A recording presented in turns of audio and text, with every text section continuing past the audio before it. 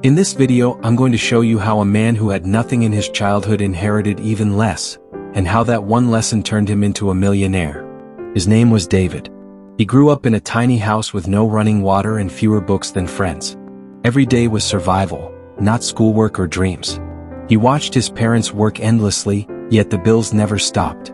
He thought the world was unfair. And in many ways, it was. At 18, his father died suddenly. David expected to inherit something, money, property, anything. But there was nothing. He had no safety net, no handouts, no guidance. Just one thing, a note from his father. It said, "Son, work harder than anyone. Learn more than anyone. Respect value, not wealth." David took that note seriously. He got a job delivering groceries, then cleaning offices, then learning finance from free books and mentors. People told him to settle, to be satisfied with what little he could get. But David didn't listen. Every rejection, every small paycheck, every setback became fuel. One day, a chance encounter at a small seminar introduced him to a business idea he had never considered. Everyone laughed when he mentioned it. But David risked his last $500 to start it.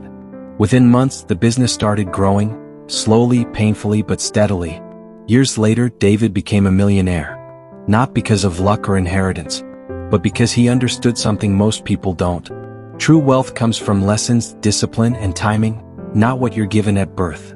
He could have resented his father, his circumstances, the unfair world. Instead, he used the scarcity, the loss, and the struggle to build patience, focus, and unstoppable determination. So if you feel like life didn't give you a fair start, remember David's story. Your inheritance might not be money, fame, or connections. It might be a lesson that's far more valuable and life-changing than any paycheck.